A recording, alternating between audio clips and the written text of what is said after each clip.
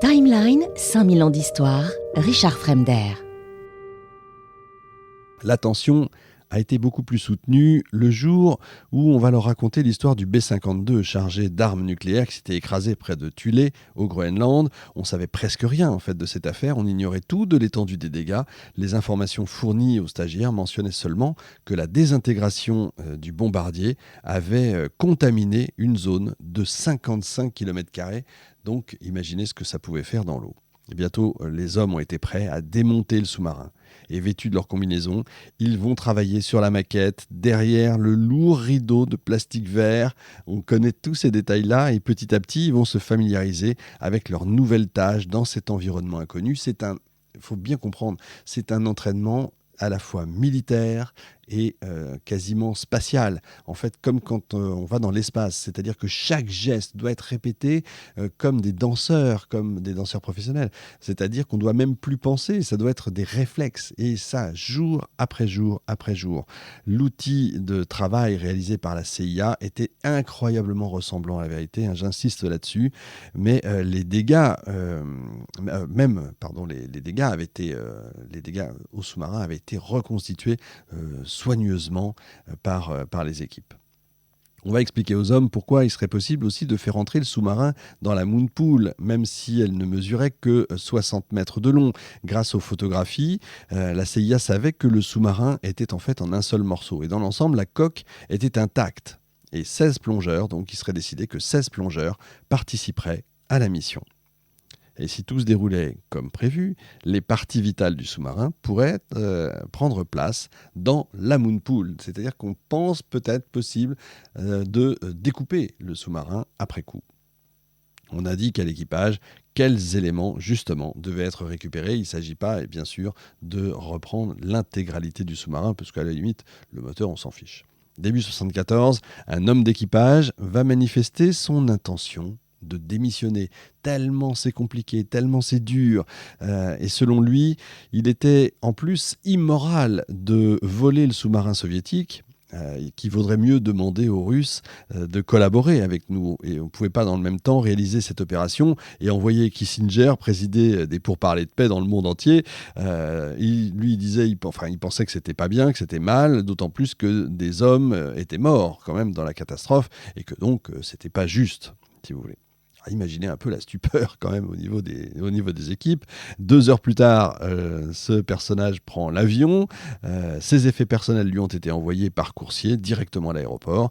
Il a été pourvu d'un billet d'avion, de son salaire. Il a été définitivement exclu de la mission secrète.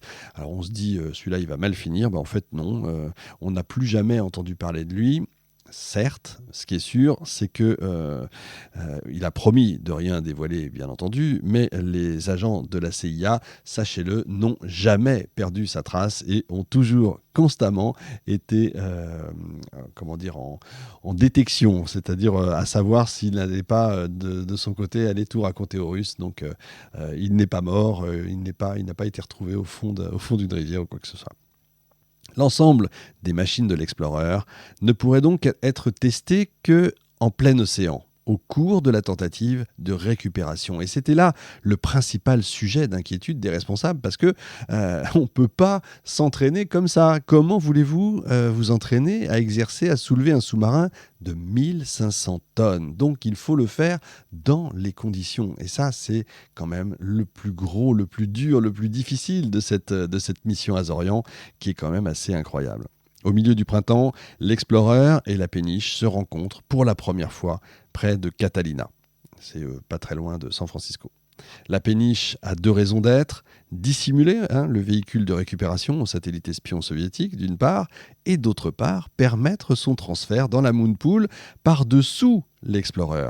Il y avait des mois maintenant que tout était prêt. C'était une grande première. Encore une fois, j'insiste, je l'ai dit dans la première émission, jamais une telle opération n'avait été tentée. Imaginez un peu un immeuble de 60 étages couché sur le côté et flottant en plein océan. Voilà ce que c'est l'Explorer. Supposez que les 20 étages du milieu forment une immense caverne qu'il est possible de fermer hermétiquement au moyen de 2 énormes portes coulissantes. Ensuite, vous faites flotter un palais des sports aussi grand qu'un terrain de foot et aussi haut qu'un immeuble de 10 étages. Vous assemblez à l'intérieur une structure d'acier de 55 mètres de long, 18 mètres de large, 8 mètres de haut, équipée d'hélices aux 2 extrémités, de projecteurs stroboscopiques et d'un enchevêtrement inextricable de tuyaux. Faites passer le palais des sports sous l'immeuble et maintenez-le en place au moyen de 2 gigantesques supports d'acier. Et grâce à un assemblage de tubes de 30 cm de diamètre, transférez la structure dans la caverne centrale de l'immeuble. Fermez les portes coulissantes, évacuez les dizaines de milliers de litres d'eau qui se sont accumulés évidemment dans la cavité au cours de l'opération. Réalisez tout ça en pleine mer, sans disposer de pièces de rechange, et vous aurez alors une idée de l'ampleur des difficultés techniques liées au transfert du véhicule de récupération dans la moonpool du Hughes Glomar Explorer. Voilà un peu le défi titanesque qui attend ces hommes. Le moment venu, la submersion de la péniche va poser des problèmes d'équilibre, évidemment. Du fait que les ballastes se trouvaient aux extrémités, la péniche pouvait très bien plonger plus rapidement d'un côté, et une fois l'équilibre rompu, alors là... rien n'aurait pu arrêter son élan, donc c'est très dangereux. Plusieurs fois d'ailleurs, au cours du remplissage des ballasts, elle a failli se retourner et couler, mais les ingénieurs de Lockheed et de la GMDI vont réussir en fin de compte à coordonner le remplissage et la submersion a finalement réussi à se dérouler comme prévu. Ce qui veut dire que le transfert de la plus grosse machine secrète jamais construite s'est déroulé sans le moindre accroc. D'ailleurs, le mot « pince » était un mot dangereux et la CIA a ordonné de ne jamais l'employer. Ce qu'il évoquait pouvait éveiller justement les soupçons d'auditeurs importuns. Le seul vocable qui était autorisé, c'était machine d'extraction, mais l'équipage a baptisé le véhicule de récupération Clémentine, en s'inspirant du premier couplet de la chanson Oh my darling Clementine, in a cavern, in a canyon, excavating for a mine, dwelt a miner 49er and his daughter Clementine. Je vous traduis pas, vous m'excuserez. Clémentine, pour sa part, a été quand même la cause de nombreuses inquiétudes, et on peut le comprendre, pendant les essais en mer, parce que sa masse, en fait, la rendait peu maniable. Vous avez compris que c'est des énormes pinces, c'est ça, en fait. C'est ça le truc. Et il arrivait qu'une vague imprévisible, par exemple, la projette violemment contre la coque du navire. C'est ça, ce système de récupération. Et comme la mission ne pouvait pas attendre, il faudrait pourtant bien qu'elle fonctionne. Un point, c'est tout. Ça, c'est le côté très anglo-saxon. C'est de toute façon, on n'a pas le choix. On doit y aller, donc on y va. Et on verra bien. Donc, comme je vous l'ai dit, le succès de la mission de l'Explorer repose sur des machines dont la taille et la complexité n'ont jamais été égalé.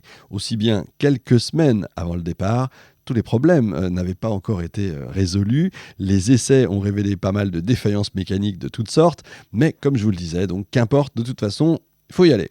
Et c'est malgré tout, certains avaient encore quand même des doutes sur les véritables objectifs de la mission. On avait beau leur assurer que l'Explorer allait effectivement repêcher un sous-marin soviétique, que ce que leur avait exposé la CIA était vrai, ils continuaient malgré tout à penser qu'ils allaient se rendre dans un endroit qu'on appelle le triangle des Bermudes, ou alors qu'ils partaient même à la guerre. Vous voyez, c'est pas d'aujourd'hui, les fake news, les complots, les théories de complot, etc.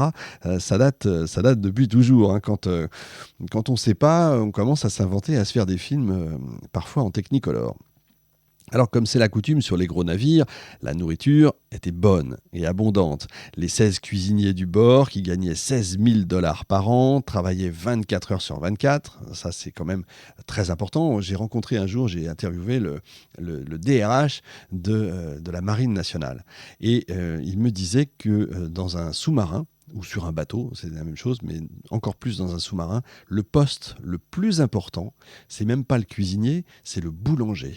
Et ça, c'est incroyable. Il fallait en France en tout cas, que le matin, l'odeur du pain chaud puisse donner de la force, si vous voulez, donner le sourire aux marins. Et ça, c'est incroyable. J'avais été très surpris. Moi, je pensais que c'était au contraire le mec qui tirait les missiles, mais pas du tout.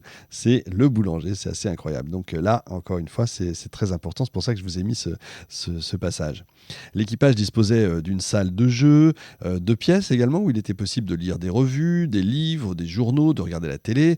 Il y avait également une salle de cinéma, et la CIA a fait plusieurs fois projeter le film Deep Throat et d'autres films, même, vous avez compris, pornographiques, moins célèbres. Voilà. Faut dire les choses. Alors certaines distractions étaient quand même surprenantes, et avec l'accord de la CIA, on avait fait embarquer sur le navire des centaines de maquettes de modèles réduits en fait, de petits avions à construire soi-même, et après les avoir construits, les hommes montaient au sommet du derrick et ils les lançaient sous l'action du vent. Ils planaient souvent longtemps avant de s'abîmer dans la mer, et on a jeté comme ça pour $4000 de modèles réduits dans le Pacifique uniquement pour passer le temps. Vous voyez un peu à quoi s'amusaient les hommes. On dépense sans compter, comme on dit dans Jurassic Park. C'est assez incroyable, mais quel sacrifice n'aurait-on pas accepté pour tenir en main des hommes qui travaillaient quand même quotidiennement 12 heures, 30 jours d'affilée, comme ça, 12 heures par jour et 30 jours d'affilée, et surtout dans le plus grand secret, vous l'imaginez bien. Timeline, 5000 ans d'histoire, Richard Fremder.